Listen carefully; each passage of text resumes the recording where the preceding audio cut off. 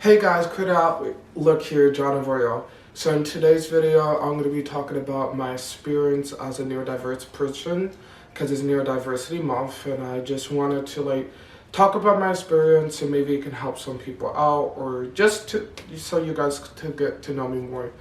So I guess you could say my neurodiversity journey started at the age of 2 because that's when my mom said that she found out that I had autism. And at a young age, it was signs. So I would like to organize stuff. I organized my toy cars or I organized anything. I just put in an order in line. I didn't really talk that much. I didn't talk at all. And it was hard for me to communicate, and I always had sensory overloads. Depends on the clothes, the way the fabric felt, or just loud noises. Couldn't really go out in public that much.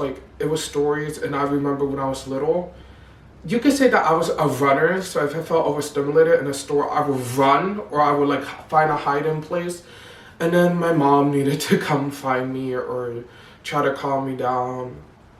And it was hard because when I was little, I didn't know what neurodiversity mean. I just knew that, well, I have trouble with this, or I don't like this, I don't like the way this feels, I don't like the noise, or I don't like the light, because I was little, sensory with light and touch. I didn't like people touching me. If somebody touched me, I got aggressive, you can say. And it was stuff I needed to work through.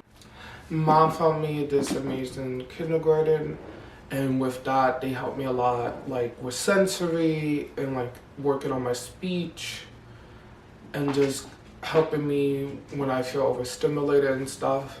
And then when I went to grade school, my parents put me in this grade school that was really good. And they taught me how to advocate for myself and how to tell people that, hey, I need these accommodations, or I feel comfortable doing this, I don't feel comfortable doing that. And I was at that school for a while, and then me as a person, I advocated for myself that I wanted to do more with my education. Best way to put it is, I was kind of in the same grade level a couple times, or I was doing work, but I felt like I could challenge myself more. I wanted to do higher grade stuff, or I'm like, hey, I want to do higher level reading or higher level math. So my parents found this amazing school that I go to now, that I'm about to graduate, and I can't wait to graduate from. And there they taught me so much. They taught me how to do stuff in the community, not just that, how to develop myself as a person and how to grow as a person. And now I'm going to be talking about my personal stories of having neurodiversity. So I would say that growing up, it was kind of hard because I couldn't tell people what was going on, or not family, but friends, or people family friends, they would ask my mom, oh, is he okay? Yeah, he is, but sometimes they didn't really get the grasp of it. So they thought that, oh, I maybe was just throwing a tantrum because I was angry or I wanted attention. The thing is, I didn't want attention or I wasn't angry. I felt uncomfortable or I felt stressed out. Not just that, before, people had expectations for me, but it was more well, Junior John, or they call me Junior, I used to act like that. So they didn't expect me to advocate for myself, or I pushed myself. For example, my dad said, oh, he could do dance as an outlet. So for a while, I did dance, in middle school, ballroom dance.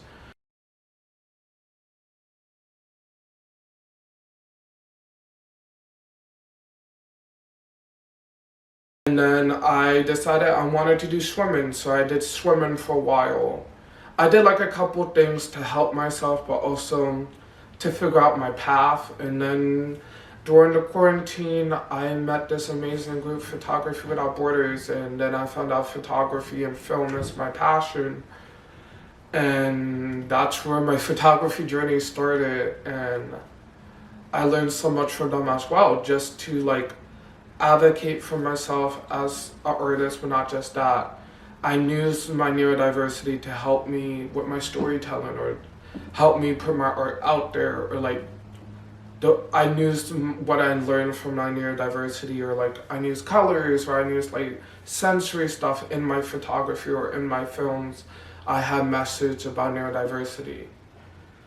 And I would like to tell my younger self that stuff gets better. People will say a lot of stuff about you. It's gonna hurt. Sometimes people will bring you down, but as a neurodiverse person, you will get through it. Not just that, you will make amazing friends along the way, family who will support you to condemn, and like haters are gonna hate. People are gonna say a lot of stuff about you, or they're gonna think you're weird, but at the end of the day, you have to believe in yourself.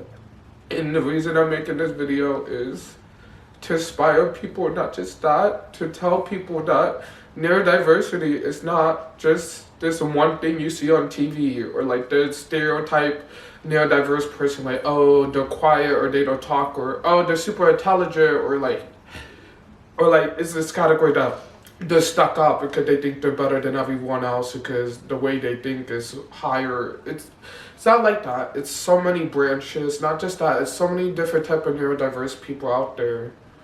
And I just wanted to make this video talking about my journey. Not just that, like, to show people that you can do your dreams. You can follow your stuff. Oh my god, sorry, I got emotional. I didn't expect to get emotional in this video. Well, that's pretty much what I wanted to talk about. And in next week's video, I am going to be talking about what I do if I feel overstimulated. Like, it's going to be a second part, but like what I do when I feel overstimulated, or how I advocate for myself. But thank you guys so much for watching this video. I love you guys. I'll see you next time. Bye.